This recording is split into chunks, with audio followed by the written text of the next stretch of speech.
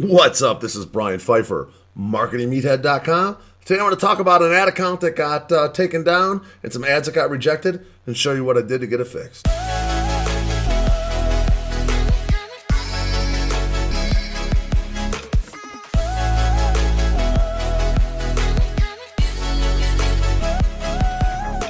All right, welcome back. So this is going to be a valuable video. I'm going to show you an actual campaign that I'm running right now for a St. Patty's Day event in Chicago. And I'm going to talk about the ads. I'm going to talk about what happened with the ad account, how it was taken down twice, and I got it back, and why I think it all happened. There's no way to tell 100%, but I kind of have my ideas based on some of the things that I changed. And we are back up and running in the ad account. All the ads are approved. And I'm going to show you the ads that got rejected. I'm going to show you why maybe they got rejected, and then I'll show you a couple other things too. But this is going to be a valuable video. Make sure you like it. Leave me a comment below if you enjoy the content. Like this. Make sure you subscribe to this channel. Bang that notifications bell. I teach you the real deal out here. I show you real traffic, real campaigns, and this one's going to be valuable today. So, all right. So let's get started. Just a little preface here. I'm doing a St. Patty's Day bar crawl in Chicago. Two different bar crawls, one in River North and one in Wrigleyville. They're both about 750 people roughly. We should sell, we'll for sure sell out River North. That one's almost halfway sold out as it is.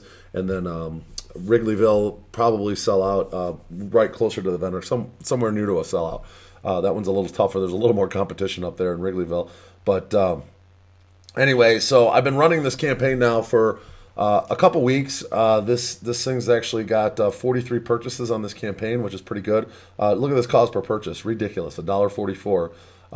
Again, this isn't an expensive ticket. It's like a $10 or $20 ticket right now. I think we're at $10 still, and but still, I'm only paying $1.44 per purchase on this retargeting campaign, and that's pretty amazing. So the strategy is pretty simple. I run some video ads to get the get the hype about the event, and then people visit the link or the site, then they go ahead and I retarget them with some more ads. So this is a site. It's a pretty janky site. It's built an HTML site. It doesn't. I mean, this looks terrible to me. It doesn't look like it's even supposed to be there. It's very, very low budget type of site. Now, when I first started running the Facebook ads, I put up all the ads and I told my partner. He built this page, by the way, his guy did, and I said, listen, I need to get a privacy policy, a terms of service, a DCMA, and a contact us on the site to be compliant with Facebook. And so I told him that, and I don't think he ever got around to it. He's busy. I'm busy. I forgot to look, forgot to check, and ultimately, I started running this campaign, and the ad account went down completely. Okay, and I'm like, I'm running a social event, a bar crawl for St. Patty's Day, which is a festive, fun thing on a social network. I mean, this should be like the ideal campaign for Facebook. You know what I'm saying? Like, this is like what the whole thing's all about. It's a social network. It's a social event. It's a bar crawl. So, I'm like, why in the hell did they take this ad account down? So, I was like, all right, well, I'm just going to appeal it. So I appealed it, of course. And, here's what I said. I'm advertising, a St. Patty's Day party in Chicago. My ads are compliant. I've been running for over a week without an issue, driving a decent amount of purchases. I think we have made a mistake. And, basically they said, hey, yeah, we went through the thing and, sorry for the inconvenience we may have caused. They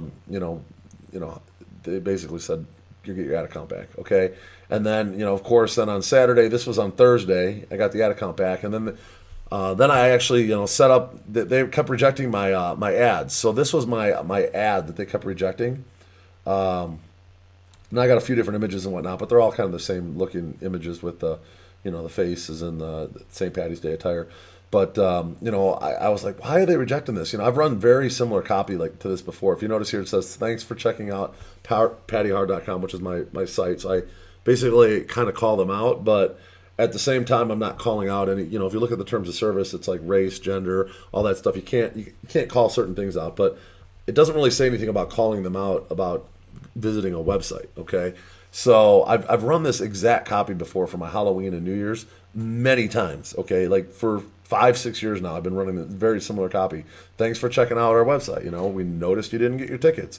That basically I exclude all the people in my retargeting campaign that made a purchase. Okay, so the people that have already purchased, they're not going to see these ads.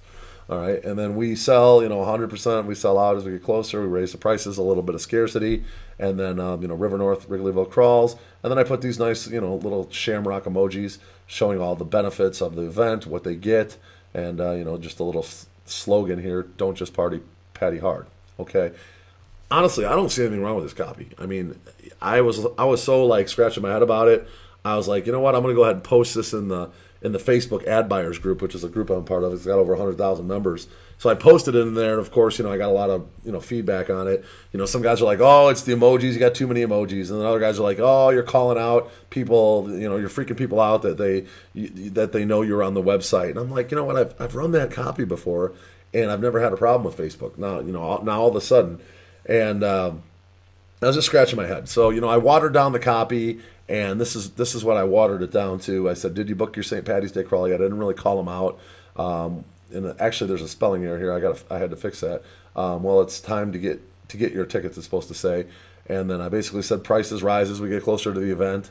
I didn't mention that we're going to get a sellout here. Here's the other copy. Because I didn't. Maybe they were thinking that I'm making a false claim, 100% will sell out. So here I'm saying prices rise as we get closer. So I'm still putting the scarcity in there, but I'm not saying that we're going to sell out. Okay, so that false scarcity is gone. And then everything I left the same, and then I took out the shamrocks. Okay, and just so a little bit less emojis, and I watered it down. And then this ad got rejected, and I'm like, what is going on here? This is like as clean as it gets when it comes to copy. I'm like, the only thing I could possibly think of is here I got 1, 2, 3, 4, 5, 6 emojis, okay? Well, that's not excessive in my opinion. This might be a little bit more excessive with all these shamrocks, but it's still not bad, okay? They approved this ad at one time and ran it. It ran for a week without a problem, okay? And then, the ad account gets shut down, and then, they disapprove this ad, and then they disapprove this ad. Well, then all of a sudden I wake up on Sunday, and, all my ads are running again. The count's up, and my ads are running, okay? So what I think it was is I got on my partner on Saturday and I said, "Listen, man, you never did what I asked you. You didn't put the homepage or the terms of service, the privacy policy, the contact us, and the DCMA on the actual HTML page, which it's not really a website, it's an HTML page." And I'm like, dude, like, I asked you to do it and you didn't do it, and that could be the reason I'm getting all these problems. Okay, so I went ahead and he did this, and I actually built my own page. This was my ClickFunnels page I built out. You can see actually my page looks a heck of a lot nicer than his crappy HTML page. I put a real countdown timer on here. I put some better pictures. I made the flyers look a lot nicer. I added buy buttons with emojis. I put a couple, reviews, and obviously, everything we know how to do when it comes to landing pages, guys. Notice I put the reviews with the 5 stars, okay, and then I put some, pictures and whatnot. And the contact us is here. I got a terms of service here. I got a DCMA, privacy policy, and boom, I'm running the traffic now to this page, okay, at least the retargeting traffic, and everything's up and running. Everything's running fine. So, what I wanted to do is show you guys in this video. Sometimes you just don't know what's causing the issue with Facebook, okay? I think it was a privacy policy, terms of service, and DCMA and contact us. I think that. And once I corrected that, everything went back to normal, okay? So, I'm messing around with the copy. I got everybody giving me their opinion in the Facebook ad buyers group. And at the end of the day, I really don't think there was anything wrong with this copy. I think I could have got away with this. In fact, I might set up an ad with this copy like a couple days before the event and see if they approve it and let it run. I just don't want to mess with it right now this far out because I want to make sure this thing's going to sell out, and I don't want to have the ad account go down for some reason if I re-put this copy back up there. But I would like to put it up there again and just see if they approve it and if it runs, and then I'll kind of know for sure if it was that privacy policy and terms of service, etc.